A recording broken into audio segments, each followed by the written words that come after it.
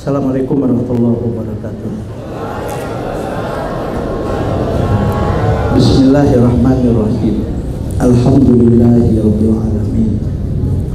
Wassalatu wassalamu ala asyrafil anbiya'i wal mursalin. Sayyidina wa habibina wa maulana Muhammadin wa ala alihi wa sahbihi ajma'in. Asyhadu an la ilaha illallah wahdahu la syarika lahu wa asyhadu anna Muhammadan abduhu wa rasuluh. Faqad qala Allah ta'ala fi kitabihil karim wa huwa asdaqul qailin. A'udzu billahi minasy syaithanir rajim. Bismillahirrahmanirrahim. Wa idh ta'adzana rabbukum la in syakartum la azidannakum wa la in kafartum inna 'adzabi lasyadid. Seluruh majelis guru, para wali santri, anak-anakku sekalian, santri putra dan santri putri, yang mudah-mudahan kita selalu dilindungi, diridhoi, diberkahi oleh Allah Subhanahu wa Ta'ala. Dalam waktu yang sangat terbatas ini, kita akan berusaha memahami, bukan hanya sekedar mengetahui, tapi juga memahami, dan bukan hanya sekedar juga mengerti, tapi betul-betul mudah-mudahan kita bisa paham, kita masukkan ke dalam hati kita yang bersih, dan mudah-mudahan juga bisa kita hayati. Satu kata yang sering kita ucapkan yaitu al-barokah, atau kata bahasa Indonesianya adalah berkah. Dalam kehidupan kita sebagai umat Rasulullah Sallallahu Alaihi Wasallam, kata berkah ini adalah satu perkataan yang sudah familiar di telinga kita. Bahkan dalam hampir segala aspek kehidupan, apalagi makan, apalagi minum, satu doa yang diajarkan oleh Rasulullah adalah Allahumma barik lana fima razaqtana wa qina adzabannar. Yang artinya Allahumma barik lana, ya Allah, berkahilah ya Allah, dan berikanlah olehmu keberkahan ya Allah bagi kami fima razaqtana, dari segala apapun rezeki yang kau berikan. Rezeki makanan yang sekarang saya makan, rezeki minuman yang sekarang saya minum, bisa jadi rezeki uang yang kau berikan ya Allah, rezeki keluarga yang kau berikan, anak dan keturunan, rezeki sahabat, kita berteman dan bersahabat, bahkan pasangan hidup, bahkan tempat tinggal pun.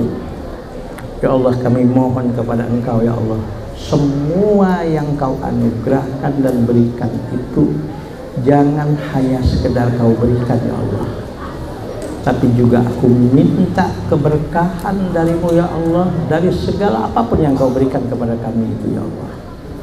Makanya juga ada satu doa yang diajarkan dalam Al-Quran kepada kita, yaitu ya, kalau kita ingin punya tempat yang diberkahi, tempat tinggal yang diberkahi adalah Rabbi anzilni munzalan mubarakah wa anta khairul munzilin.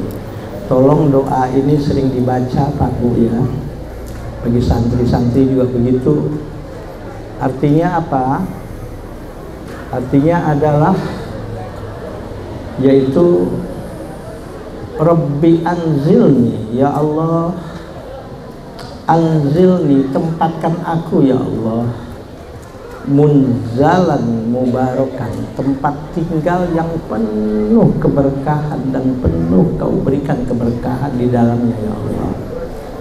Wa anta khairul munzilin, karena Engkau adalah Tuhan yang maha baik menempatkan hamba-hambanya. Tolong dibaca doa ini Bapak Ibu ya. setelah sholat atau baca doa dimanapun, apa doanya? Rabbi anzilni munzalan mubaraka wa anta khairul munzilin. Tempat tinggal yang diberkahi oleh Allah, tempat kerja yang diberkahi oleh Allah, tempat usaha yang diberkahi oleh Allah, keluarga yang diberkahi oleh Allah, tempat menitipkan anak untuk dididik juga tempatnya diberkahi oleh Allah. Apapun ya Allah kau anugerahkan ya Allah, jangan hanya sekedar kau anugerahkan, jangan hanya sekedar kau berikan ya Allah, tapi apapun yang kau anugerahkan dan kau berikan itu juga berkahi ya Allah, insya Allah. Pertanyaannya, apa itu berkah? Kalau dalam bahasa Arabnya adalah al-barokah. Berkah atau al-barokah secara bahasa adalah an-nama waz-ziyadah was-sa'adah. Sekali lagi, berkah kalau diterjemahkan ya, kalau diartikan ke dalam bahasa Arab juga, al-barokatu lughatan adalah an-nama waz-ziyadah was-sa'adah. Tumbuh, bertambah, berkembang, tapi bukan hanya sekedar tumbuh, bertambah dan berkembang, tapi yang paling penting adalah juga di situ di dalamnya ada kebahagiaan. Jadi harta yang diberkahi oleh Allah itu bukan hanya sekedar semakin luas rezekinya, semakin mudah usahanya, tapi harta yang juga membawa kebahagiaan dunia dan akhirat. Maaf, banyak orang yang rezekinya terbuka diluaskan oleh Allah, tapi setelah kaya lupa diri. Banyak orang yang diberikan oleh Allah kesuksesan dalam pendidikan, sampai kadang-kadang pendidikannya dia sampai S3, bahkan dapat beasiswa ke luar negeri, tapi sayang pendidikannya, ilmunya nggak diberkahi oleh Allah. Akhirnya ilmunya bukan membawa kebaikan, bukan membawa kebahagiaan, justru menyebabkan dia makin lupa kepada Allah, makin jauh dari Allah, bahkan yang mengerikan menyesatkan orang banyak. Itu salah satu ciri ilmu yang gak diberkahi oleh Allah. Banyak orang yang diberikan oleh Allah jabatan sampai jabatan yang cukup tinggi dan strategis dan bergengsi, tapi jabatannya tidak diberkahi oleh Allah, sehingga makin tinggi jabatannya, makin strategis jabatannya, ya, makin tinggi karirnya, justru membuat dia semakin arogan, semakin sombong, semakin merasa paling kuasa, semakin merasa paling hebat, dan makin lupa kepada Allah Subhanahu wa Ta'ala. Bahkan na'udzubillah semakin zolim, dan sudah nggak malu lagi melakukan kebohongan-kebohongan, bahkan sudah nggak malu lagi ya melakukan kezoliman, dan banyak orang yang menjadi korban kezolimannya. Ini tandanya keberkahan dicabut oleh Allah dari jabatannya. Maka anak-anakku sekalian, bapak dan ibu, ya, tolong jangan ngobrol ya. Ini penting.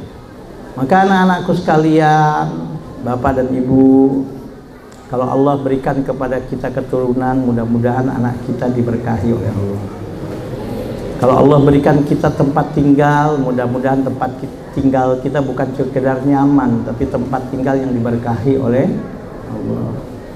Kalau Allah berikan kita tempat bekerja, tempat berusaha, tempat berbisnis, mudah-mudahan tempat bekerja, tempat berusaha dan bisnis kita tempat yang diberkahi oleh Allah Subhanahu wa Ta'ala.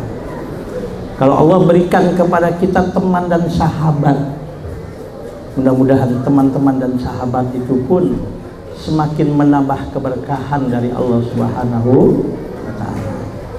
Jelas Bapak Ibu? Jadi keberkahan itu kalau secara bahasa artinya adalah an-nama waz-ziyadah was-sa'adah. Tumbuh, bertambah, berkembang. dan nggak sekedar cuman tumbuh, bertambah dan berkembang, tapi pada waktu yang sama membawa kepada kebahagiaan. Nah, pertanyaannya, apa ciri-ciri harta yang diberkahi oleh Allah? Apa ciri-ciri ilmu yang diberkahi oleh Allah? Apa ciri-ciri ya jabatan yang diberkahi oleh Allah, kehidupan yang diberkahi oleh Allah itu kayak apa? Mudah-mudahan setelah ini kita bisa introspeksi diri. Ya, mudah-mudahan kita tahu, ngerti dan paham dan bisa menjiwai, sehingga setelah ini kita minimal bisa introspeksi diri, ngaca diri. Ini kayaknya harta saya diberkahi oleh Allah apa enggak gitu loh. Ini kayaknya keluarga saya diberkahi oleh Allah apa enggak gitu. Ini kayaknya jabatan saya diberkahi oleh Allah atau tidak. Ilmu saya, kepandaian saya, kecerdasan saya diberkahi oleh Allah atau enggak ini. Kekayaan, kemudahan rezeki yang Allah berikan sepertinya diberkahi atau enggak oleh Allah. Nah, mudah-mudahan dengan kita tahu ciri-ciri ini, kita minimal bisa introspeksi diri, dan seandainya ada hal-hal yang salah ya, sehingga kita bisa bertaubat, jangan dilanjutkan, jangan diteruskan. Sebab kalau keberkahan itu dicabut oleh Allah mengerikan ya. Kalau harta yang Allah amanahkan kepada kita dicabut oleh Allah, keberkahannya mengerikan. Kalau ilmu, kepandaian, kecerdasan dicabut oleh Allah, keberkahannya mengerikan. Kalau pangkat dan jabatan setinggi apapun, kalau dicabut keberkahannya oleh Allah mengerikan. Dan kalau kehidupan kita sudah tidak diberkahi oleh Allah, mengerikan. Apa ciri harta yang diberkahi? Apa ciri ilmu yang diberkahi? Apa ciri apapun nikmat yang Allah berikan itu diberkahi oleh Allah? Satu, ya, tolong dengarkan, kalau bisa dicatat, ya kalau nggak dicatat di mana, di hatinya dicatat. Ciri yang pertama adalah harta, ilmu, jabatan, dan kehidupan itu membuat dia semakin terbuka rezekinya, semakin bertambah ilmunya, bahkan mungkin semakin sukses karirnya. Kalau diberkahi oleh Allah, tandanya adalah membuat dia semakin dekat kepada Allah, dan ibadahnya semakin baik dan semakin berkualitas. Apa ada harta yang membuat orang lalai? Banyak. Waktu miskin, waktu susah, sholat tahajudnya rajin banget. Waktu miskin, waktu susah, sholat duhanya rajin banget. Waktu miskin, waktu susah, puasa Senin Kemisnya rajin banget. Apalagi puasa wajib, apalagi sholat fardu. Tapi ketika sudah mulai sukses, ketika sudah mulai terbuka rezekinya, maaf, makin jauh kepada Allah. Maaf, makin amburadul ibadahnya. Jangankan yang sunnah-sunnah, yang fardu pun sudah mulai ditinggalkan. Jangankan sholat tahajud, jangankan sholat duha, sholat 5 waktu pun sudah mulai bolong-bolong, bahkan sudah nggak diindahkan, bahkan sudah mulai ditinggalkan. Ini tandanya keberkahan dicabut oleh Allah. Jangankan berinfak, bersodakoh untuk nolong orang yang butuh, untuk membangun pesantren, membangun majelis taklim, untuk kebaikan hartanya. Jangankan untuk itu, untuk zakat yang wajib pun dia sudah tidak tunaikan. Rasanya berat aja kalau untuk mengeluarkan harta untuk kebaikan. Tapi ketika mengeluarkan harta untuk hal yang foya-foya, ketika mengeluarkan harta untuk maksiat, ketika mengeluarkan harta untuk membiayai kemungkaran dan kezaliman itu kayaknya gampang aja. Sehingga terjadilah satu istilah kata orang kampung, duit hantu dimakan setan, atau duit setan dimakan hantu. Kenapa? Karena keberkahan dicabut oleh Allah Subhanahu wa ta'ala. Jadi dari sini mudah-mudahan kita bisa introspeksi diri, Pak. Kalau harta kita sudah mulai membuat kita lupa diri, kalau ilmu kita sudah membuat kita lupa diri, kalau jabatan kita sudah membuat kita lupa diri dan arogan, jauh dari Allah, membuat ibadah kayaknya berat, ini tandanya keberkahan sudah mulai dicabut oleh Allah Subhanahu wa ta'ala. Ciri yang kedua adalah harta yang diberkahi, ilmu yang diberkahi, jabatan yang diberkahi, ya. Ciri yang kedua adalah sekalipun hartanya banyak, rezekinya semakin terbuka, ilmunya semakin bertambah, keintelektualan, kecerdasannya semakin subhanallah, makin dibukakan oleh Allah, pangkat dan jabatannya semakin tinggi, karirnya semakin sukses. Kalau diberkahi oleh Allah, itu semua membuat dia justru semakin tawaduk dan rendah hati dan semakin bersahaja. Tidak membuat dia sombong, tidak membuat dia angkuh, tidak membuat dia arogan, tidak membuat dia merasa paling kaya sendiri, merasa paling pintar sendiri, merasa paling berkuasa sendiri. Ingat, harta sebanyak apapun kalau masih di dunia itu hanya sementara. Ingat, pangkat dan jabatan setinggi dan strategis apapun kalau masih di dunia itu hanya sementara. Kurang kaya apa seorang yang bernama Qarun?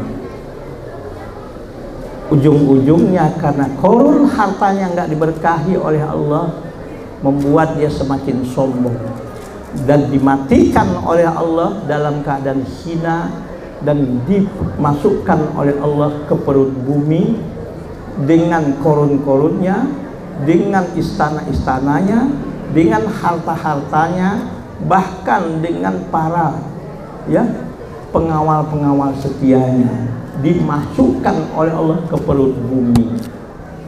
Sehingga di Bojonggede ini kalau ada orang yang gali sumur 20 meter dapat kotak, pas dibuka perhiasan.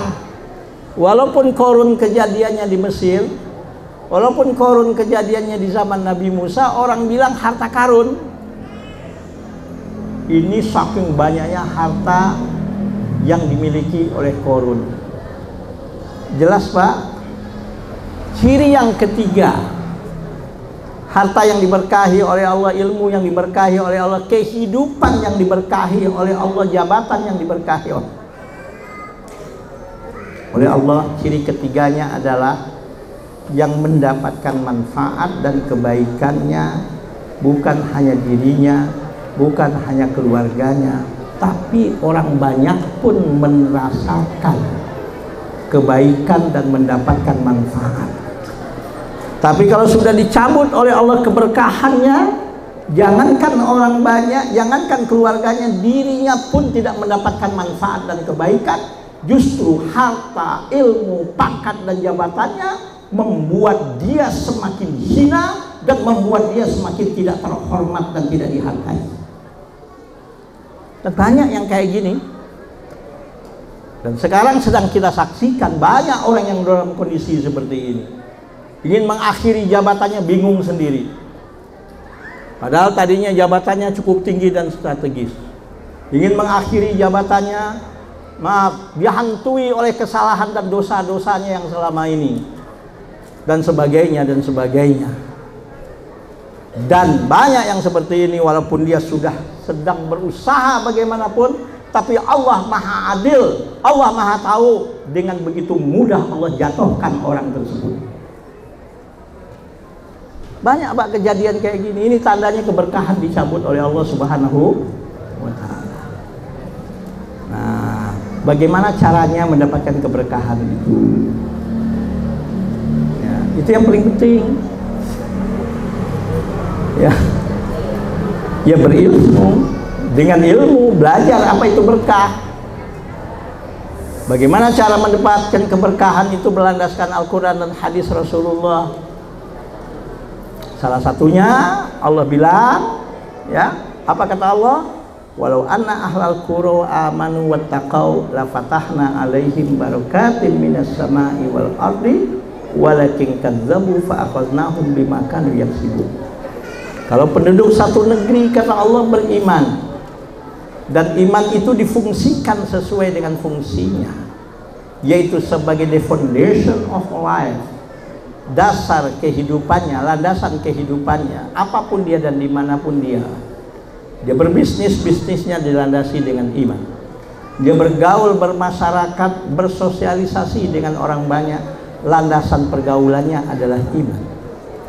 Dia berpolitik, landasan politiknya adalah imannya. Kemana kakinya dilangkahkan, iman yang menjadi dasarnya. Ide dan pemikiran apapun yang keluar dari otaknya, iman yang menjadi landasannya. Statement, pernyataan apapun yang keluar dari lidahnya, iman yang menjadi landasannya. Kemanapun kaki dilangkahkan, iman yang menjadi landasannya. Apapun yang dilakukannya, siapapun dia dan dimanapun dia, iman yang jadi landasannya. Kenapa? Wattaqau. Tolong dengerin, ngobrol lagi. Bapak, Ibu, tolong dengarkan. Ya. Kalau iman yang menjadi landasan, kenapa wattaqau? Karena tujuan hidupnya bagaimana dia menjadi orang yang bertakwa di hadapan Allah. Jadi bapak, bagaimana menjadi seorang bapak yang bertakwa di hadapan Allah. Jadi ibu, bagaimana menjadi seorang ibu yang bertakwa di hadapan Allah. Menjadi suami, bagaimana dia menjadi suami yang bertakwa di hadapan Allah. Menjadi istri, bagaimana dia menjadi istri yang bertakwa di hadapan Allah. Menjadi anak, bagaimana dia menjadi anak yang bertakwa di hadapan Allah. Menjadi pedagang, pembisnis, entrepreneur, dia berbisnis, berdagang, bagaimana dia menjadi seorang pedagang yang bertakwa di hadapan Allah. Menjadi pemimpin, menjadi politisi, bagaimana dia menjadi seorang pemimpin yang bertakwa di hadapan Allah. Menjadi aparat dan penegak hukum, bagaimana dia menjadi aparat dan penegak hukum yang bertakwa kepada Allah, apapun profesinya dan dimanapun dia berada. Kalau ini yang terjadi, Pak, Allah yang janji la fatahna alaihim barakatim minas sama'i wal ard. Lam di situ ulama tafsir semua mengatakan la mutaukid, adalah janji dari Allah langsung. Allah bukakan pintu keberkahan dari langit dan bumi. Indonesia ini sumber daya alamnya banyak, Pak. Saya pernah diundang 11 hari ceramah ke Papua di Freeport Tembagapura. 11 hari saya di situ. Saya pernah diundang ke Kalimantan Utara beberapa sebelum Covid yang lalu. Ya, seminggu saya ke Kalimantan Utara, ke Pulau Bunyu khususnya. Saya pernah diundang ke daerah Palembang untuk ceramah di Pupuk Pusri. Saya pernah diundang ke Sumatera Barat, ke Riau, ke Lampung, ke Kalimantan, Pak. Ya Allah. Saya pernah ke Bali, saya lihat banyak sekali sumber daya alam yang Allah berikan kepada bangsa ini. Tapi apa yang terjadi coba sekarang di negeri ini? Maaf, kulihat Ibu Pertiwi sedang bersusah hati. Air matanya berlinang, emas intannya terkenang, hutan, gunung, sawah, lautan, simpanan kekayaan. Kini ibu sedang lara, menangis dan berdoa. Kenapa? Menangis dan berdoa, padahal dulu, padahal dengan banyak aset dan kekayaan alam yang Allah berikan di negeri ini. Kus Plus pernah menggambarkan, apa bukan lautan hanya kolam susu, kail dan jala cukup menghidupimu. Tiada badai, tiada topan kau temui, ikan dan udang menghampiri dirimu. Orang bilang tanah kita tanah surga, tongkat dan kayu jadi tanaman. Karena banyak keberkahan dicabut oleh Allah. Itulah yang terjadi tadi. Mestinya kita introspeksi diri. Kenapa? Ebit menjawab, mungkin Tuhan mulai bosan melihat sikap kita yang selalu salah dan bangga dengan dosa-dosa, atau alam mulai enggan bersahabat dengan kita. Kata Ebit, mari kita bertanya pada rumput yang bergoyang. Kalau kata saya, yuk kita bertanya kepada hati nurani dan iman kita masing-masing. Saya rasa cukup. Mudah-mudahan ridho, rahmat dan keberkahan dari Allah senantiasa dilimpahkan oleh Allah dalam kehidupan kita. Kita berdoa, Pak, anak-anak kita yang dididik di tempat ini mudah-mudahan menjadi anak-anak yang soleh dan soleha, berbakti kepada orang tua mereka, berguna bagi agama nusa dan bangsa. Pimpinan dan guru-guru dan siapapun yang ada di pondok ini, mudah-mudahan ya Allah, dan santri-santri semua, dan bapak ibu sebagai wali santri dan keluarga besar Nurul Ilmi, senantiasa dalam keadaan diridhoi, dirahmati, diberkahi oleh Allah, sehat walafiat, diluaskan dan diberkahi rezeki yang diberikan, dimudahkan dalam segala urusan, yang sakit baik penyakit lahir maupun penyakit batin diangkat dan disembuhkan penyakitnya oleh Allah Subhanahu wa taala, yang punya masalah, punya problem, diberikan jalan keluar yang terbaik dan mulia menurut Allah Subhanahu wa taala. Ala hadhihi niyyah wa ala kulli niyatin sholihah. Al-Fatihah. A'udzu billahi minasyaitonir rajim. Bismillahirrahmanirrahim. Alhamdulillahirabbil alamin arrahmanir rahim maliki yaumiddin. Iyyaka na'budu wa iyyaka nasta'in. Ihdinas siratal mustaqim. Siratal ladzina an'amta 'alaihim ghairil maghdubi 'alaihim waladdallin. Amin. Subhanakallahumma wa bihamdika asyhadu an la ilaha illa anta astaghfiruka wa atubu ilaik. Maaf lahir dan batin. Assalamualaikum warahmatullahi wabarakatuh.